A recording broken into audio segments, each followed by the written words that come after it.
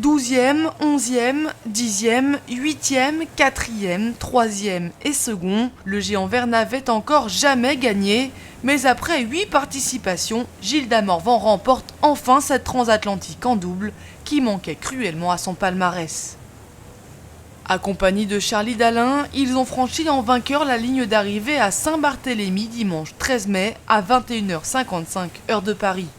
Le duo avait pris la tête dès le 3 mai, mais le moment décisif a eu lieu 8 jours avant l'arrivée. Les deux hommes ont choisi de raser la bordure sud d'un anticyclone, pendant que la plupart de leurs adversaires optaient pour une route plus au sud.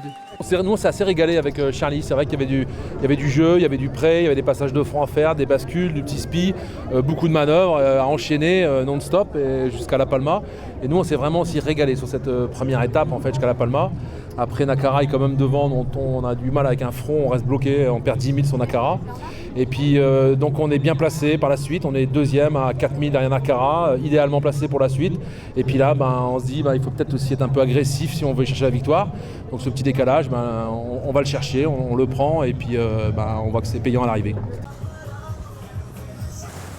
Le duo Tabarly-Perron, second sur Nakara, a franchi la ligne d'arrivée à 23h18. Voilà, on est quand même allé chercher cette place de deuxième. On a le sentiment d'avoir bien navigué et puis d'avoir fait le maximum.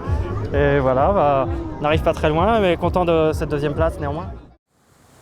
Ils prennent la 3e place.